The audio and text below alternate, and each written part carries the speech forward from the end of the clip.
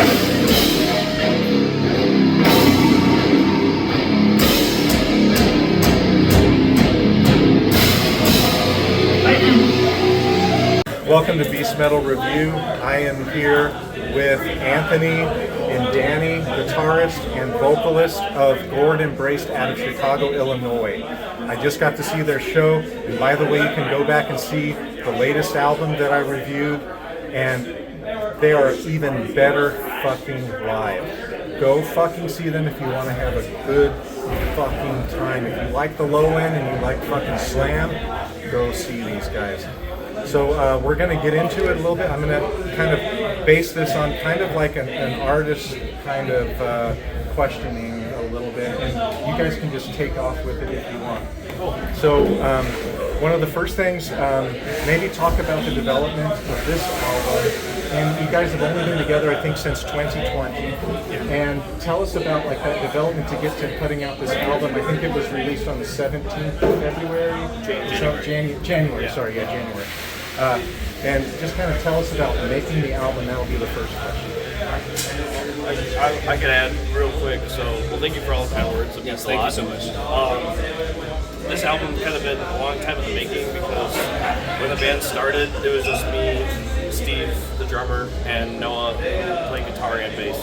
And then It was during COVID too. It was during COVID, yeah. And so that kind of like stunted us a little bit because getting in a room together was kind of hard. And then we found Danny, and 1 year later, 21. Yeah, 21.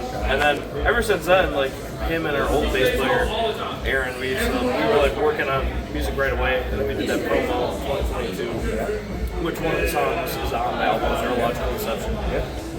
Because once Danny joined the band, like we kind of like, because he just writes so much great stuff that it's like, it really integrated it to like with Noah's style, because Noah's style is more like traditional, like kind of like really like kind of old school death. Yeah, old school like brutal death metal, kind of like Disgorge or like something of that nature, or Defeated Sanity.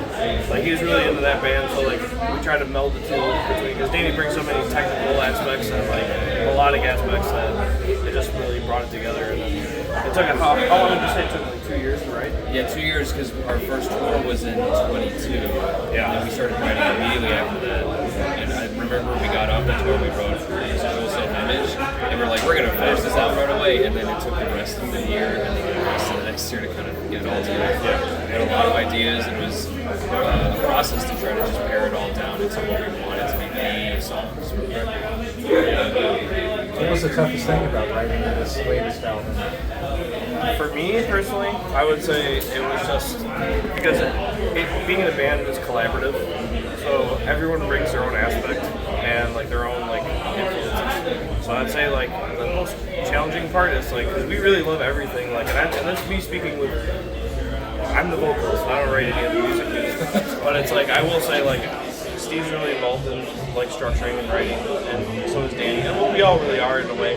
But I think like all of us really love everything we bring to the table. It's just a matter of like how do we make it all fit together. Because we all have so many different influences. So that's the hardest part is like trying to meld everyone's influence and to be cohesive while also like trying to use everything everyone brings in because we genuinely do like everything. It's just how do you make it work where it sounds good and it just doesn't sound like we threw everything at the wall. Yeah. We made everything. It could easily be a mess of just like we wanted every idea to be in it. We could just try to filter it down into the most like prime version of what we wanted. Because you want it to be catchy, and you want it to be memorable. So you don't want it to just be like riff salad. You don't want it to just be like, because there's bands that do that well, but like I really feel like our sound works better just like the way our refined sound just kind of mixes together. Like ever since we did that promo, that was, in my opinion, like the real birth of Gored Embrace. Because we did a demo before that, but it was just us like trying to get our feet wet, but like just by figuring ourselves out. And then once Danny joined, I feel like the band moves.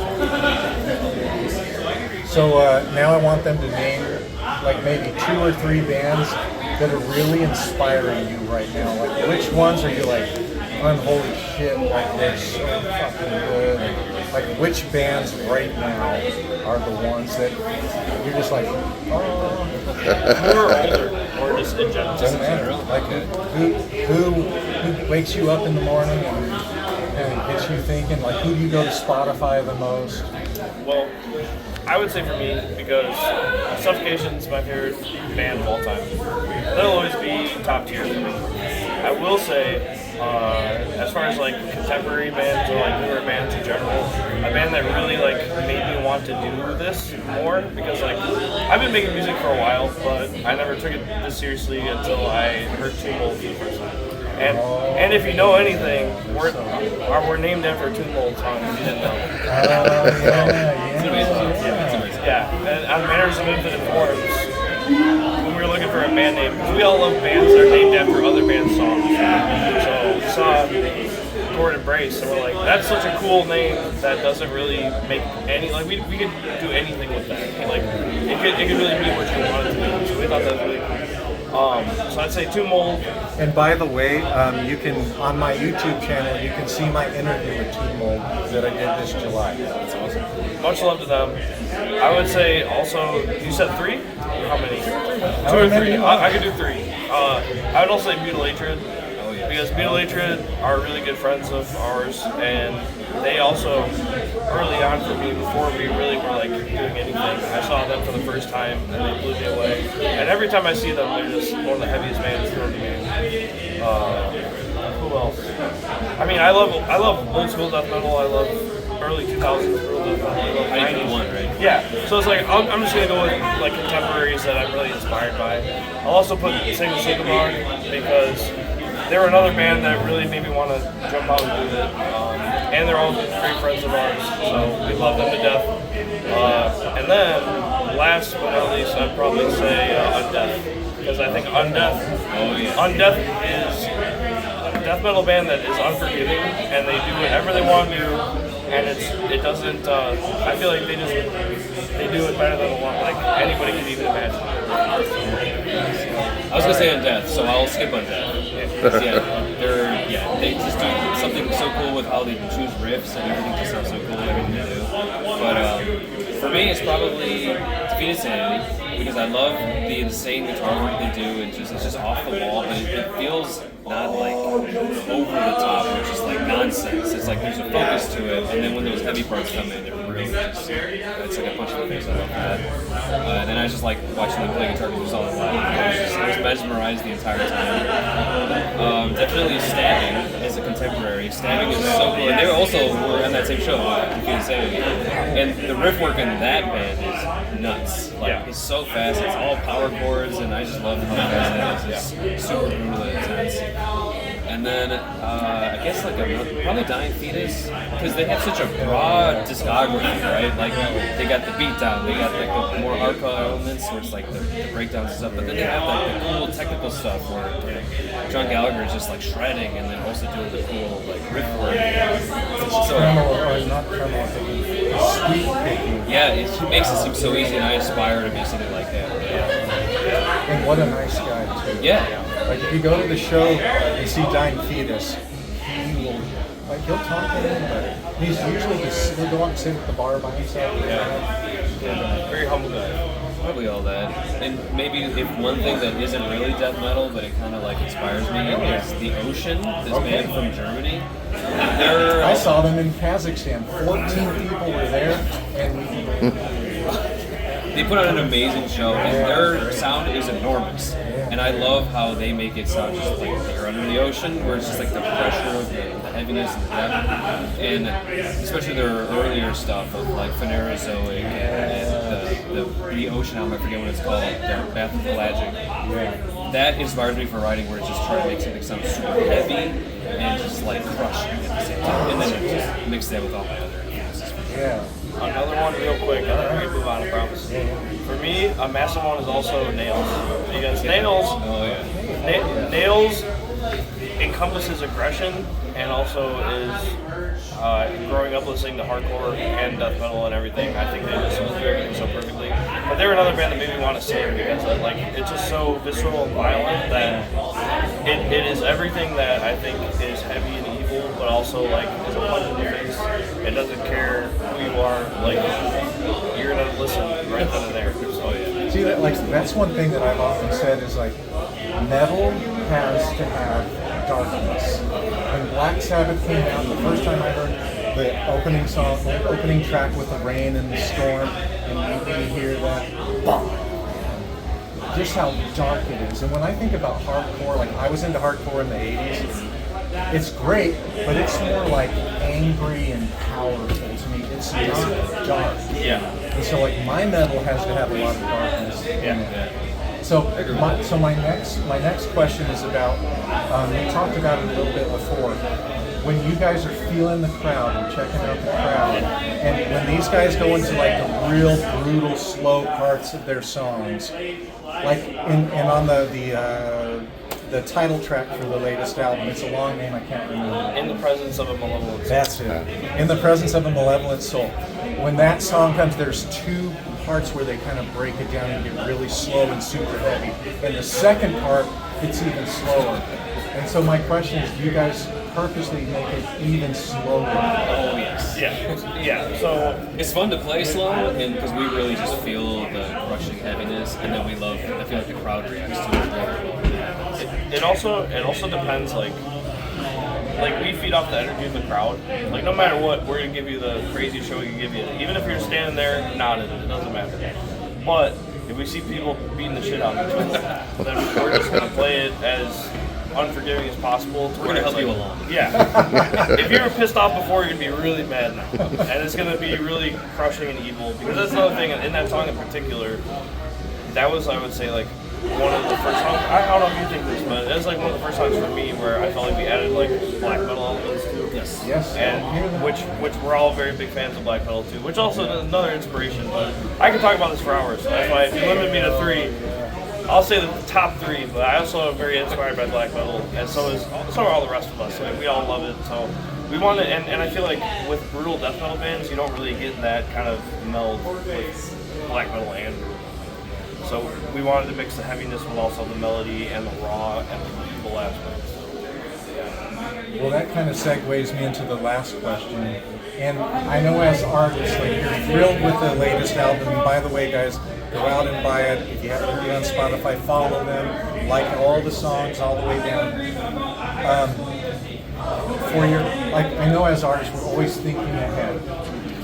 And I'm thinking maybe you just kind of hit on something where you would like to take maybe the next album, just so you can separate yourself from other brutal death metal bands and maybe have a different. Have you guys been thinking about anything like that's coming up next that you want to kind of develop? We're thinking that song is definitely, once we finish the record and that song kind of like tied the rest of the record together, we have immediately said to ourselves, we want to take that track and run with that and just kind of take that further. Because we write music that we would want to hear and we would want to see live, and that has elements of everything we really like with enough focus where it makes sense and it's not just too much chaos. Yeah. So we definitely, the next record, we're trying to do more stuff like that. It's more of a mix, but kind of out there with some more of the cool from different genres. Yeah, and to add to that, we want to keep it brutal. We want to keep it like aggressive, very mosh heavy. So Yes. that element will always be there. But like you said, we're trying to move, like, once we wrote those songs like that, and I would say Residual Self-Image too. It's like that's a really another inspiring track for us, and Lamentations of Fractured Future. I think those all encompass like a different sound that we didn't even know was possible. So like we really want to run with that and like see where that brings us. Like we're writing new stuff right now, but nothing is like set in stone right now. But we're experimenting with new stuff. So we're Process begins anew. Yeah, Trying to find what fits. yeah, Okay, last question. I have one more. yeah. Okay. You guys can go on tour with 3 other bands. Any other bands. Oh, I got and you guys are going to be probably the opening for it. That's fine. Who are those 3 Any band. bands? You first. I know Death? enough. I'm Death. Yeah. That's all. That'd be so cool. Oh man. I mean, Dying Fetus. I mean, come on. How could I not? That'd be such a dream. I would probably just die before I could be able to play with it. Yeah. Man. Who else? Probably same Cinnabon, because they're just our homies, and we love seeing them, and they're just cool to hang out with. Hilarious guys. I hung out with them when they played here 3 years ago. Yeah. And they were freaking hilarious. Yeah. They're some of the nicest dudes, and they've supported us since our demo. So we love those dudes. For me, 3 bands. I'm gonna say Cryptopsy. Because that would be dope. Because that's You're so right. That's another band that influences us a lot. So I'll say Cryptopsy. I'll also say Suffocation because I think it'd just be a blast and it'd be really cool. We'd be really goofy the whole time. Oh, yeah. Non-stop goofy. Right. And you said Dying Fetus already, so I'm gonna say Oddball, Cradle of Filth. I love Cradle of Filth. Really? Yes. Oh, Yeah. wow, Yes. I love it. I'm a massive Cradle of Filth fan, so if that even happened remotely, even if it's one show, don't care. If we get a full tour with them, that'd be awesome. Either them or Dark Funeral. That's fine. All right, one more. Nile.